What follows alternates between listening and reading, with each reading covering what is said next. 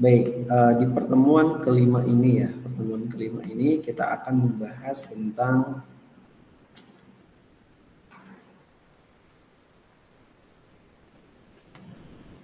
ini ya, tentang izin usaha industri ya. Kemarin kita sudah membahas ya beberapa hal yang berhubungan dengan bentuk-bentuk usaha. Bentuk usaha dalam bentuk dia bentuk yayasan, dalam bentuk PT, dalam bentuk CV ya, dalam bentuk dia usaha lainnya, koperasi dan sebagainya. Nah, hari ini ada bahan yang memang mau kita sampaikan. Di sini kita akan berbicara tentang izin usaha industri ya, izin usaha industri. Dimana izin usaha industri ini ya yang kita inikan adalah berhubungan dengan apa saja sih yang dibutuhkan ya di dalam pengelolaan izin di dalam usaha industri gitu ya. Belum tampil ya.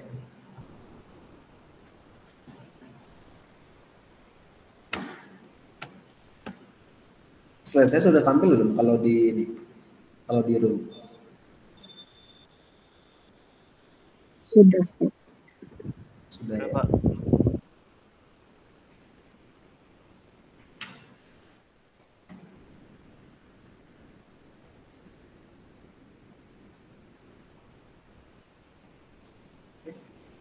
Oke, ini tentang izin usaha industri ya, yang memang kita inikan.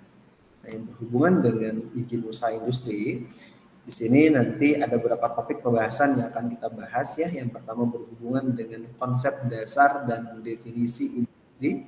Yang kedua berhubungan dengan usaha mikro ya, usaha kecil, menengah dan besar ya. Kemudian jenis usaha yang wajib ya, IUI ya, dan keterangan nanti IUI-nya apa. Kemudian komitmen wajib dan verifikasi IUI di sini. Kemudian sistem, mekanisme ya dan prosedur IUI dan manfaat IUI itu apa gitu. Ini akan kita bahas. Jadi ada kurang lebih ada 6 pokok bahasan ya yang akan kita bahas di dalam pertemuan kali ini. Oke, yang pertama kita akan membahas tentang konsep industri. Nah, kita jelas ya bahwa yang namanya konsep industri bahwa dia merupakan adalah satu kelompok perusahaan yang memproduksi barang yang sama. Ya, produksinya adalah barang yang sama, kemudian di mana ada di dalamnya ada pasar yang sama pula. Ini menurut dari Basus Swasta dan Ibnu Sukojo ya. Akan bahwa industri itu sekelompok orang, sekelompok perusahaan. Bagaimana dia bisa memproduksi barang yang sama untuk pasar yang sama pula gitu ya. Ini yang berhubungan ini. Kemudian ini ada beberapa perusahaan nih yang memang dia punya produksi, yang punya labeling, yang punya hal apapun yang berbeda di situ ya. Mulai dari dia ada bentuk di situ ada Hyundai ya, kemudian ada lagi Suzuki ya, ada lagi Samsung ya, ada Toshiba, ada Honda gitu kan. Nah, ada lagi Toyota, ada Saab, ada LG dan lain sebagainya. Nah, jenis-jenis usaha ini satu dengan yang lainnya itu sama-sama dia saling punya satu kesatuan yang utuh di situ.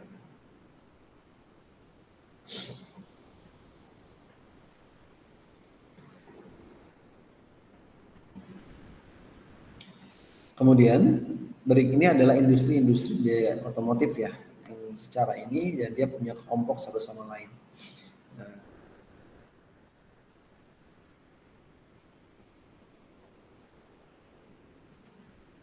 kemudian ada industri lagi, industri migas ya, industri perdagangan, industri perbankan ya, sampai dengan industri penerbangan. Nah, konsep dasar industri di dalamnya itu dia merupakan suatu kegiatan ekonomi yang dimana dia mengolah bahan mentah ya menjadi bahan baku ya, kemudian barang setengah jadi ya, dan sampai dengan barang jadi mengenai dengan barang yang mempunyai nilai lebih tinggi untuk penggunaannya.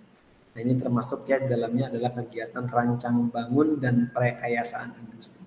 Nah, jadi industri 4.0 ini bagaimana caranya seorang yang melakukan kegiatan ekonomi dengan dia mengolah bahan mentah ya menjadi bahan baku, kemudian barang setengah jadi dan barang yang jadi memungkinkan dia satu sama lain itu sama-sama lebih tinggi penggunaannya.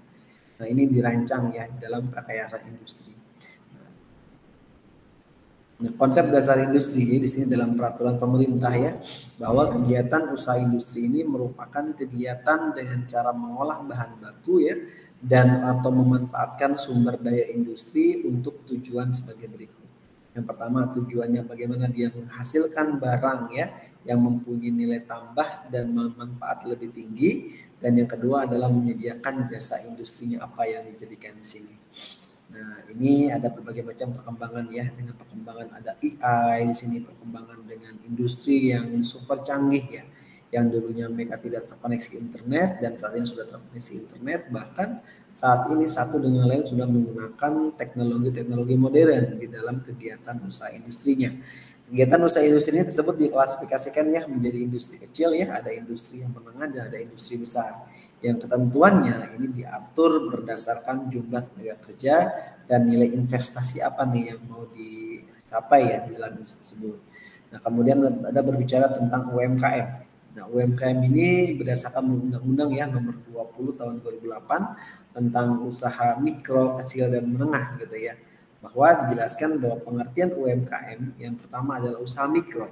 Usaha mikro adalah usaha produktif ya, milik orang perorangan dan atau badan usaha perorangan yang memenuhi kriteria usaha mikro sebagaimana diatur di dalam undang-undang ini. Nah, kemudian yang kedua adalah usaha kecil. Nah, usaha kecil ini adalah kegiatan ekonomi produktif yang berdiri sendiri yang dilakukan oleh orang perorangan atau badan usaha yang bukan merupakan anak perusahaan atau bukan cabang perusahaan yang dimiliki, dikuasai ya atau menjadi bagian langsung maupun tidak langsung dari usaha menengah atau usaha besar yang memenuhi kriteria usaha. Nah, kecil sebagaimana dimaksud dalam undang-undang ini seperti apa nih kecilnya? Nah, ini adalah kondisi exciting ya, UMKM di Indonesia.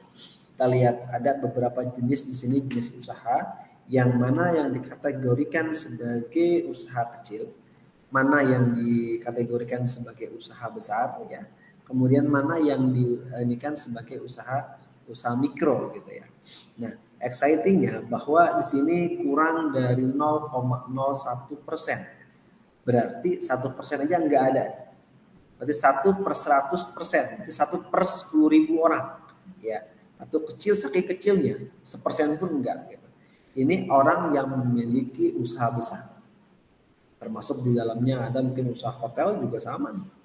Usaha pariwisata pun ya omset yang per tahunnya mereka lebih dari 50 miliar ke atas, dia punya aset lebih dari 10 miliar. Ini baru dikatakan usaha besar.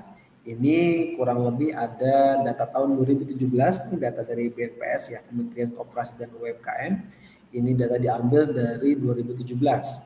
Usaha besar itu sejumlah 5.460 unit atau 0,01%. Berarti 1/100%. Gitu. Saking kecilnya. Kemudian kondisi exciting kedua yang berhubungan dengan usaha menengah ini, omset per tahunnya itu sebesar 2,5 miliar. Nah, 2,5 miliar di sini berarti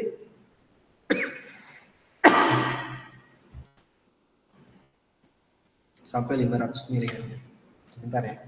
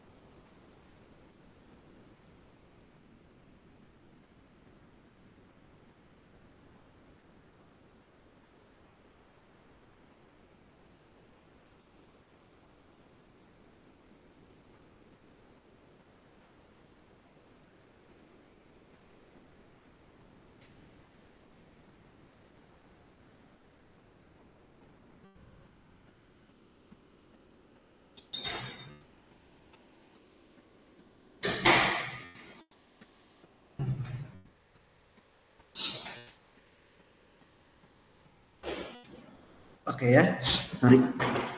Saya ulangi. Kondisi exciting ya UMKM di Indonesia ya. Tadi kita berbicara tentang usaha besar.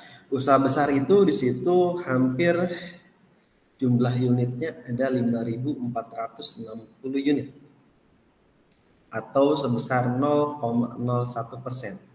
Kecil banget ya kalau melihat dari sini. Kenapa katakan kecil? Karena omset per tahun mereka itu lebih dari 50 miliar. Asetnya ini lebih dari 10 miliar. Kemudian ke bawah ada usaha menengah. Usaha menengah ini omset per tahunnya itu 2,5 miliar ya, sampai dengan 50 miliar. Aset mereka ini kisaran 500 juta sampai dengan 10 miliar. Nah, totalnya sebesar 58.627 unit. Nah, ini sebesar 0,09%, kurang dari 1%, kurang dari 0,01. Kemudian masuk kembali ada usaha kecil. Usaha kecil ini omset per tahunnya itu 300 juta sampai dengan 2,5 miliar. Asetnya ini 50 juta sampai dengan 500 juta. Nah, berarti di sini kurang lebih berapa? 757.090 unit atau sebesar 1,2%. Nah, saking kecilnya di sini. Dengan saking kecilnya di sini, ya. Oke. Makasih Mas ya. Ya, Mbak. Nah, ini ada usaha di sini. Ada berbagai macam ya jenis-jenis usaha yang ada di sini.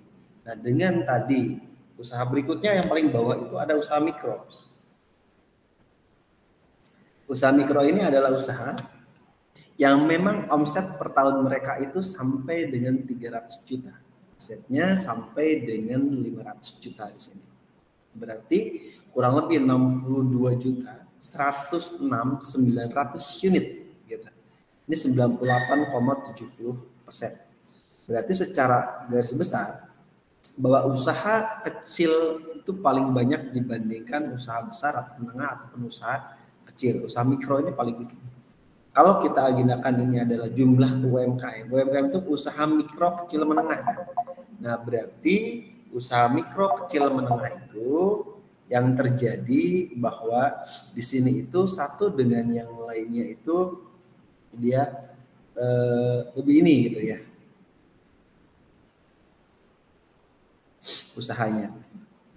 Nah, sehingga di sini yang terjadi adalah bagaimana nih usaha UMKM ini sebesar 62.922.617 unit atau sebesar 99,99%.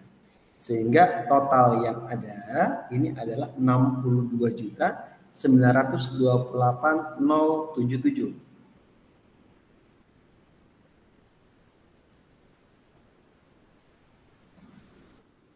Ini ruang berapa? B25 ya? Iya.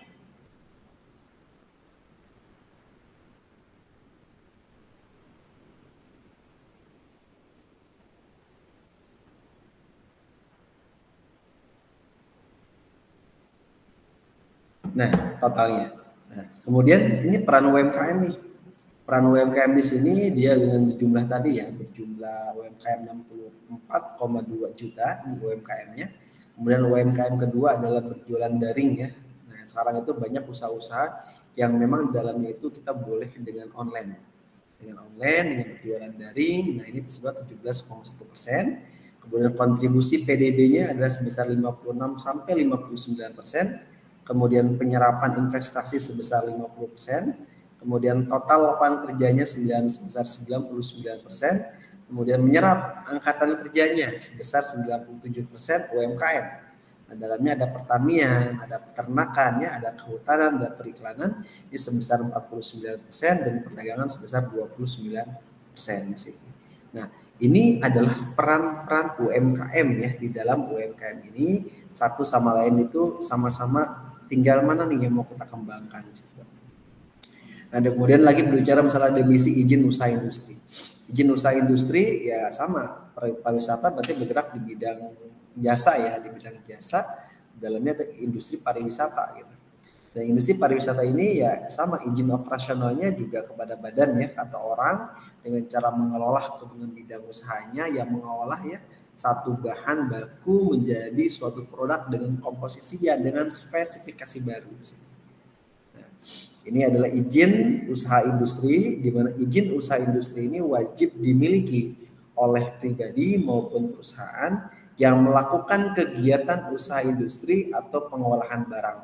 Namun demikian ya masih terdapat usaha industri ya skala rumah tangga dan atau industri yang tidak menghasilkan limbah berbahaya bagi lingkungan belum memiliki izin ini.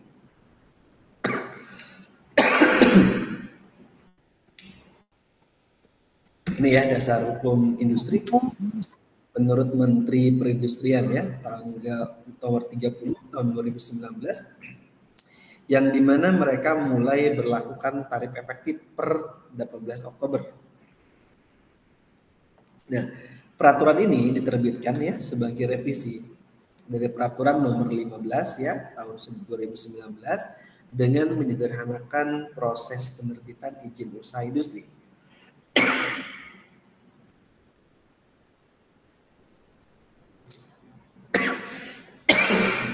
Dengan dia menginvasi ya di bawah kerangka-kerangka kerja layanan perizinan usaha terintegrasi elektronik untuk bisnis-bisnis di Indonesia.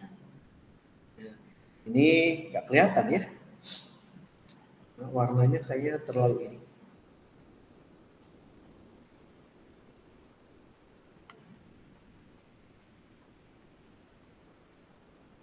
Bapak. Kenapa? Pak, nggak ada slide-nya Pak di Gmeet-nya. Nggak ada slide-nya Pak. Hilang berarti ya. Sebentar ya, saya itu lagi ya. Hilang berarti slide-nya. Ini soalnya sambil dua ini. Bentar ya.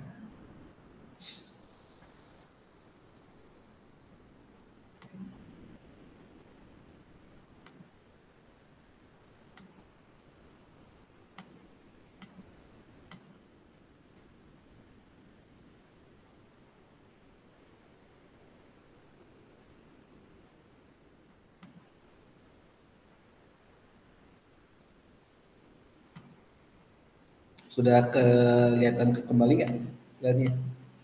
Sudah Pak. Sudah Pak.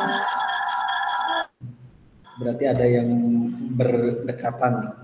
Tapi di sini malah ininya warnanya. Nah, ini ya, ini jenis-jenis usaha yang wajib memiliki izin industri di dalamnya ya.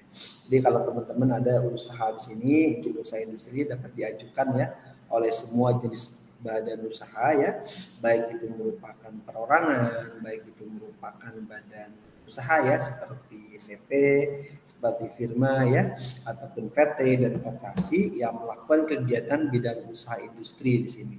Ya, termasuk dalam kategori berikutnya adalah industri ini adalah perusahaan yang bergerak di bidang misalnya bahan baku mentah ya, bahan baku produksi, mesin dan penyimpanan peralatan lainnya. Yang jelas kalau misalnya dia dalam bentuknya PT, paling banyak tuh kalau ini bentuk PT. PT berarti mau tidak mau ini harus punya yang namanya izin di dalamnya. Nah ini ada 3 kategori IUI ya, izin usaha industri. Jadi IUI kecil, IUI medium, ada IUI besar di dalamnya ini.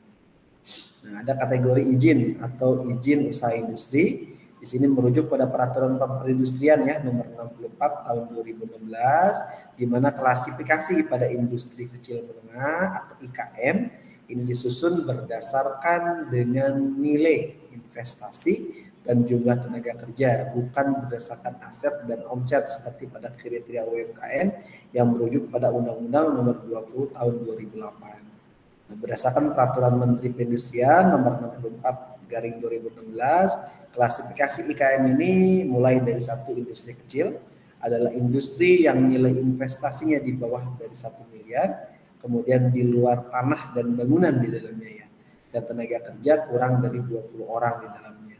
Yang kedua adalah industri menengah, adalah industri dengan nilai investasi sebesar 1 miliar hingga 15 miliar, termasuk dalamnya ada tanah dan bangunan di dalamnya, atau di bawah 1 miliar ya, namun jumlah tenaga kerjanya ini 20 orang atau lebih, ini adalah industri menengah gitu. Kemudian adapun nilai investasi nih dari nilai tanah ya, nilai bangunan, nilai mesin, nilai peralatan ya, sarana prasarana di luar modal kerja yang digunakan untuk melakukan kegiatan usaha industri. Namun demikian dengan nilai investasi di luar tanah dan bangunan atau total nilai investasi ini dikurangi dengan nilai tanah dan nilai bangunan yang dimiliki oleh sebuah perusahaan industri. Sedangkan bagi pelaku usaha yang ingin naik kelas nih menjadi lebih besar ya dan industri skala rumah tangga dan usaha ini wajib dikembangkan di kawasan industri atau di kawasan zonasi ya yang diperuntukkan untuk industri kecuali di kota-kota besar nih seperti kawasan industri atau kawasan yang berskala kecil menengah ya tidak berpotensi mencemari lingkungan secara luas. Bahkan industri perhotelan pun kan kalau misalnya kita ini kan di kawasan industri yang notabene mereka adalah orang-orang yang super sibuk ya, orang-orang yang ibaratnya tingkat kesibukan mereka luar biasa. Nah, satu sama lain tuh dibuatkan hotel yang berdampingan atau bahkan di dalam lingkungan kawasan industri perhotelan itu. Nah, ini dirasakan ini akan menguntungkan. Karena orang-orang sibuk, orang-orang super sibuk, biasa mereka kan capek tuh dengan aktivitas mereka mobilitas dari tempat tinggal mereka sampai ke tempat kerja. Nah, ini adalah peluang gitu, bagaimana mengembangkan ya usahanya adalah usaha industri, tetapi di dalamnya pun butuh mereka dengan jasa yang ada dari perhotelan itu. Kemudian lagi ada usaha industri dikembangkan di luar kawasan industri wajib nih memiliki izin lokasi, jelas ya. Dia harus punya izin lokasi dan ini bertentangan dengan lahan yang akan digunakan ya untuk membangun sarana dan prasarana industri. Ini telah sesuai dengan rencana tata ruang ya wilayah atau RT RW setempatnya gimana. Kemudian pemohon izin ini terlebih dahulu juga harus menyelesaikan ya segala kegiatan persiapan tempat produksi, pembangunan ya, kemudian pengadaan pemasangan instalasi alat-alat ya dan lain sebagainya. Adapun kegiatan persiapan tersebut ya baik dia berupa dalamnya ada perusahaan mengantongi izin prinsip, ini izin untuk memulai usaha gitu, dan izin lokasi. Namun jika pabrik di bawah kawasan industri maka izin lokasi tidak diperlukan lagi. Nah, berdasarkan PP nomor 38 ya tahun 2007 ini tentang pembagian urusan pemerintahan. Izin bersama usaha industri atau IW ini dia untuk merencanakan usaha dan nilai investasi maksimal ya ini adalah 10 miliar di mana di luar tanah dan bangunan yang dikeluarkan oleh pemerintah kabupaten atau kota. Sementara di atas 10 M ini harus provinsi yang mengeluarkan. Kalau dari di bawah 10 M dia kabupaten atau kota, sementara kalau dari 10 M itu harus provinsi yang mengeluarkan izinnya. Ini ada komitmen wajib dan diverifikasi usaha industri ini. Ada usaha industri yang permen tercantum dalam peraturan nomor 30 tahun 2019 di mana dia mencakup usaha bisnis ini perlu melakukan registrasi IWI ya dengan sistem informasi industri nasional atau SINAS ya. Kemudian bisnis harus memperoleh ya surat pernyataan dari Direktorat Jenderal ya untuk penyelenggara kawasan industri yang tidak berlokasi di kawasan industri. Kemudian ketiga adalah bisnis harus melalui verifikasi teknis ya. Yang keempat, bisnis juga harus menyampaikan data industrinya bagaimana. Tak seperti peraturan sebelumnya ya, izin lingkungan dan izin lokasi ini telah mewajibkan saat tahap verifikasi teknis menurut peraturan nomor 30 tahun 2019. Selanjutnya untuk komitmen wajib nih dan verifikasi usaha industri, di dalamnya ada tahap yang namanya verifikasi teknis. Bisnis harus memenuhi persyaratan yang pertama adalah pendirian infrastruktur dan fasilitas telah selesai. Yang kedua adalah harus telah memenuhi semua komitmen wajib ya. Kemudian ketiga memperoleh izin lingkungan dan izin lokasi. Kemudian bisnis harus memenuhi verifikasi teknis nih dalamnya. Ada perubahan sebagai berikut, mulai dari satu adalah nilai investasi dan jumlah karyawannya berapa. Kemudian kedua adalah ekspansi dan relokasi tempat bisnisnya di mana. Kemudian ketiga adalah kapasitas yang terpasang. Ini persyaratannya. Di dalam dia memberikan izin usaha industri ya. Nah, mulai dari dia membuat surat permohonan ya, mulai dia mengisi formulir izin usaha sampai dalamnya kita lampikan PKPM ya nomor 13 tahun 2017 dengan dibubuhi materai 10.000. Yang kedua adalah fotokopi KTP atau pemohon atau penanggung jawab. Yang ketiga adalah fotokopi NPWP ya dalamnya. Yang keempat adalah fotokopi akta pendirian usaha ya, yang kemarin sudah dibahas ya, apakah dia bentuk PT, apakah dia bentuk yayasan ya, yang disahkan oleh Kemhanham ya. Sedangkan koperasi juga harus pengesahan dari SKPD pembina koperasi dan perusahaan bukan badan hukum seperti CP dan didaftarkan ke pengadilan negeri. Nah, sama halnya seperti hotel kan dalamnya bentuk PT. Rumah sakit juga banyak yang bentuk PT. Universitas bentuknya yayasan dalamnya itu. Banyak perusahaan-perusahaan di bidang jasa itu mereka biasanya bentuknya bentuk PT. Kalau dia bentuk PT, secara otomatis dia akan mengikat terhadap undang-undang PT, gitu ya, akan mengikat undang-undang PT dalamnya. Kemudian selanjutnya ada lagi fotokopi izin IMB ya. Kemudian yang keenam dokumen lingkungan. Yang ketujuh adalah pendanaan penarikan modal investasi ya. Izin prinsip yang masih berlaku. Kemudian yang kedelapan adalah izin usaha industri lama ya. Kemudian laporan penanaman modal LKPM periode terakhir. Kemudian bukti keterangan lainnya jika diperlukan. Nah, ini mulai dari bikin surat permohonan ya. Formulir usaha lampirin dengan PKBM berbatas 10.000, fotokopi KTP pemohon ya, NPWP ya, dan ini berbagai macam persyaratan yang harus dipenuhi.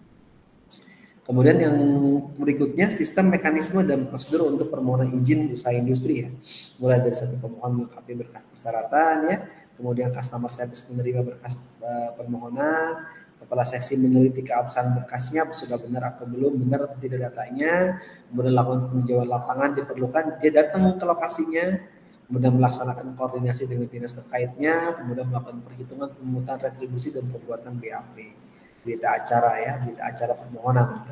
Kemudian kepala bidang melakukan penerapan pemungutan retribusi dan para draft SK-nya, kemudian kepala dinas melakukan tanda tangan SK, kemudian customer service menyerahkan SK ke pemohon ya, pemohon melengkapi berkas persyaratan, customer service menerima berkas permohonan, kepala seksi meneliti keabsahan berkasnya, melakukan peninjauan lapangan jika diperlukan, sampai dengan dia melakukan BAP. Kemudian kepala bidang melakukan penetapan pungutan retribusi ya, kepala dinas penetapan SK, sampai dengan list itu dia sudah terdaftar sudah memperoleh IWI sebelum menerapkan sistem online single submission. Nah, ini tapi sekarang udah pakai online, dulu masih manual ya. Ini nanti wajib ada otorisasi ya. Nah, setelah penyampaian notifikasi maka sah dianggap sebagai selama tak ada perubahan lagi di surat izin usaha industri. Manfaatnya apa? Manfaatnya yang pertama, ketika kita mempunyai usaha yang berskala tempat produksi, IWI ini merupakan satu keharusan dalam memenuhi kelengkapan administrasi yang sering disyaratkan ya dalam berbagai macam kerjasama bisnis, baik itu dikaitkan dengan penggalangan tambahan modal, kemudian kontrak pembelian bahan baku, kemudian kontrak penjualan produk ya, sampai uji kualitas dan sebagainya, sampai dengan salah satu syarat untuk mendapatkan izin edar BPOM ya, yang dalamnya izin edar ini biasa berhubungan dengan produk pangan ya, kosmetik dan obat-obatan. Sama itu ya yang bisa saya sampaikan di pertemuan kedua ini gitu. Baik, silakan jika ada sharing atau pertanyaan sampai saya buka adlink ya.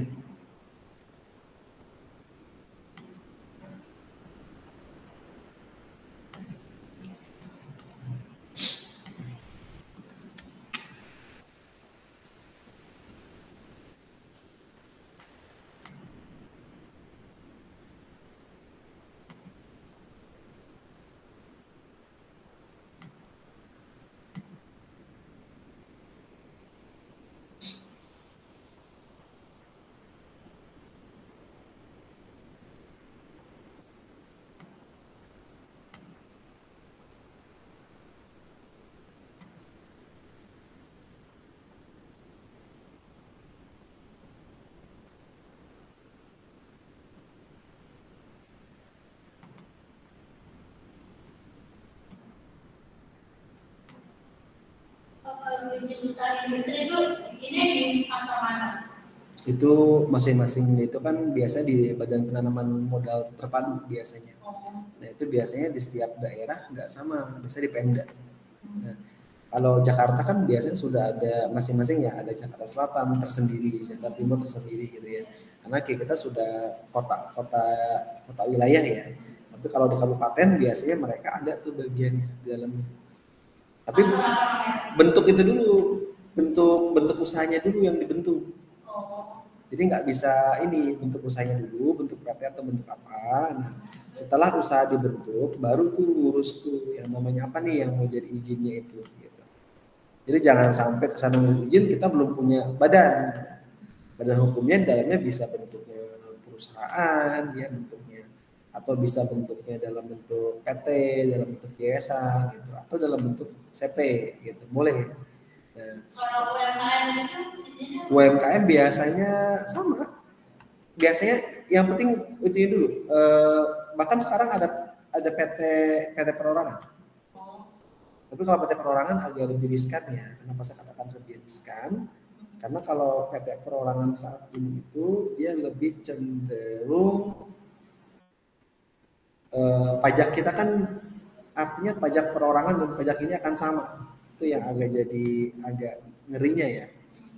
Saya berpikirnya kalau mau ini mendingan bentuk ini aja, bentuk PT aja atau bentuk ini. Karena kalau bentuk perorangan atas nama kita PT-nya dan itu nggak ada penanggung jawabnya, cuma kita sendiri penanggung jawabnya. Ketika ada pajak segala macam, pasti pajak kita misal transfer bukan transaksi usaha, tapi dianggapnya transaksi usaha. Karena kenapa? Karena itu pajaknya dianggapnya sebagai orang ini ya, sebagai orang yang ibaratnya perorangan gitu. Makanya kalau PT perorangan walaupun sekarang mudah buatnya, saran saya sih mendingan bikin PT. Kalau nggak bentuk PT kan 2 orang atau lebih. Nah, tergantung usahanya bentuk apa, usaha kecilnya atau usaha menengahnya gitu, nggak masalah. Tapi kalau misalnya modalnya kecil ya mendingan bikin ini aja, bikin usahanya bikin bentuk aja bentuk CP gitu. Kalau bentuk CP ya berarti kan dia sudah ini kok, sudah mulai bebas ya kalau bentuknya itu. Tapi kalau bentuknya perusahaannya itu sendiri, Pak sekarang kan ada bentuk PT perorangan ya. Coba pajak segala macam kasihan. Takutnya nanti ke depan transaksi kita dianggap sebagai transaksi usaha walaupun transaksi pribadi gitu. Karena atas nama kita kan perorangan gitu. Makanya kan agak lebih hati-hati tuh kalau misalnya memang kita mau pajaknya pajak perorangan.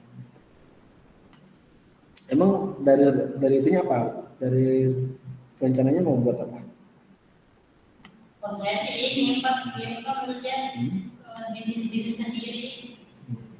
Bisnis sendiri banyak. Bahkan kalau sekarang kalau tidak mau kena pajak dan memang ini sebenarnya online ini juga mudah ya bikinnya. Tidak terlalu banyak. Ya kan, maksudnya perlu ada bikin izin apa? Tapi kalau usahanya masih ini paling hanya izinnya kecil ya, nggak sampai dengan. Tapi kalau mau badan hukum harus bentuk dulu bentuknya. Bentuk minimal CP. CP itu kan perorangan ya. Dan itu juga bikin CP di yayasan murah kok, nggak terlalu mahal, paling cuma 2 jutaan kan. Kan dia nggak sampai dengan Kemenkumham, dia cuma sampai dengan pengadilan tinggi saja.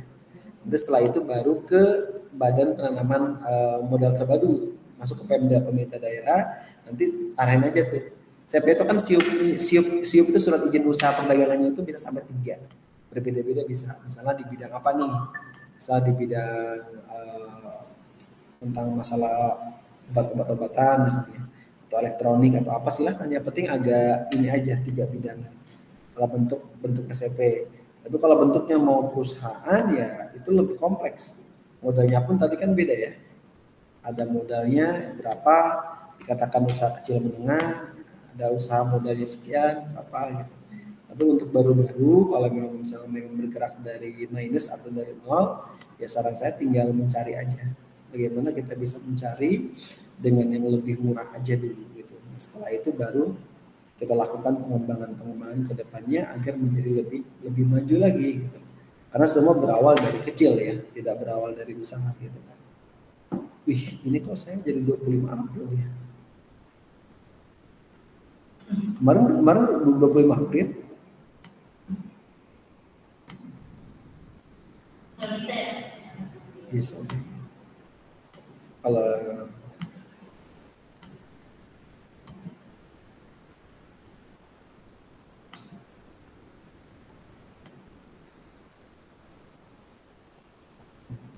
9 Mei. Ini harus saya ubah urut dari ke bawah urutnya. Urutnya harus ke bawah. Jadi kalau nggak ngurut dari ke bawah, semuanya kayak gini semua.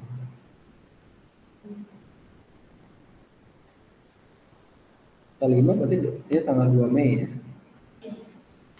2 Mei. Dari semua ya, Pak. Harus ke bawah. Ntar aja. Yang penting yang hari ini aja.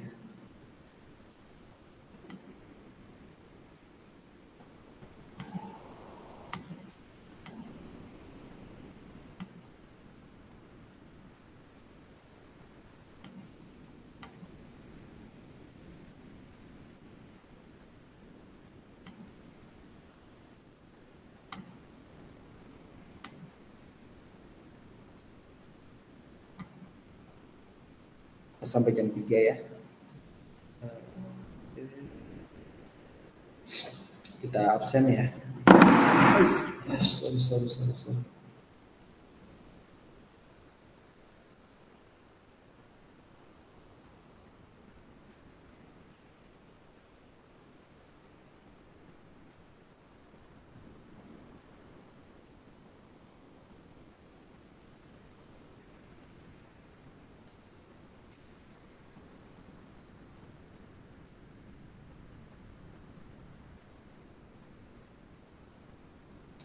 Taufik Ridwan ada. Taufik Ridwan ada.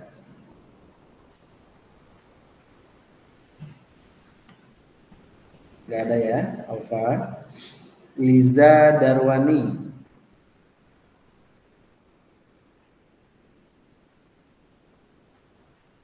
Liza Darwani ada.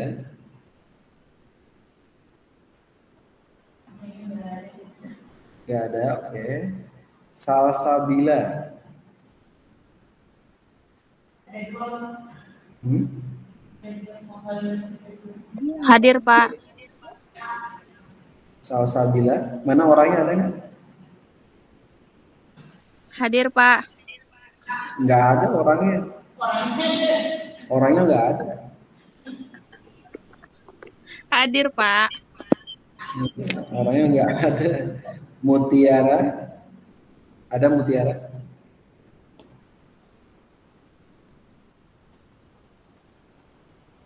Mutiara, Nggak ada, Mutiara. Mutiara izin Pak. Izin kemana? Izin ngurus surat kehilangan. Oke. Erisya Herianti. Hadir, Pak. Mana orangnya? Lagi pada ngapain? Orang kuliah nggak serius. Puan Maharani. Hadir, Pak. Mana Puan? Harus nongol. Oh, Dia udah habis nongol. tidur. Ya. Habis tidur ya. Enggak. Oke, berikutnya.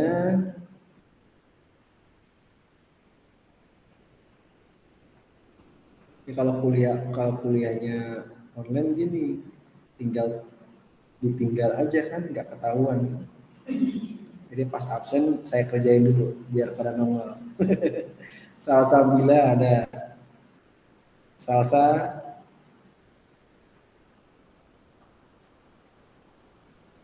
Salsabila Julianti. Gak ada ya? Apa?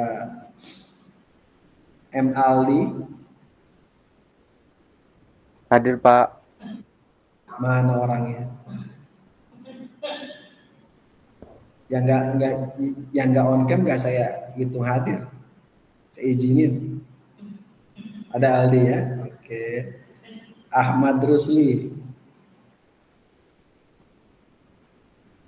Mana Ahmad Rusli? Gak ada ya. Alfa. Abdul Malik Karim. Panjang. Ada? Pak. Ada. Farah Az-Zahra. Hadir, Pak. Oke. Huda Azmi. Hadir, Pak. Mana Huda? Saya. Oke. Salomita Dani. Hadir, Pak. Mana Salomita? Oke. Alisa Sandra. Hadir, Pak. Mana Alisa? Ini, Pak. Oh nggak ke kampus? Kenapa? Di kampus, Pak. Cuma ini lagi ada UKM rapat gitu. Ntar dicariin sama ibu. Faisal Rahman. Hadir Pak. Mana Faisal? Siti Mas Pua ini ya. Oke. Nur Hasana. Hadir, Pak. Mana Nur Hasana? Hadir, Pak. Ini. Oke. Ini Nur Hasana di mana? Saya di Kerawang. Hah? Di Kerawang, Pak. Kerawang. Emang asli sana? Enggak. Dari sana? Apa aslinya mah dari Jawa aku. Oh, oke. Tapi karena bekerja.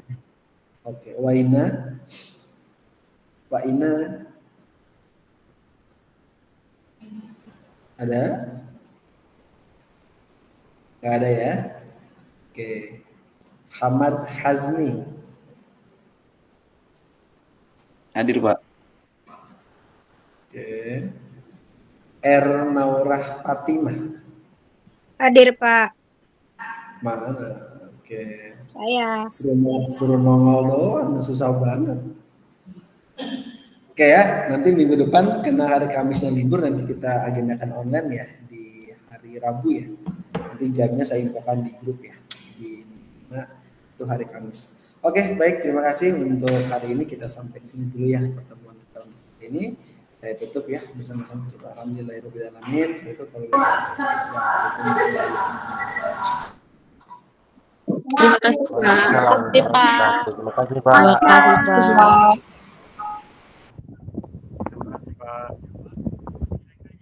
Terima kasih, Pak.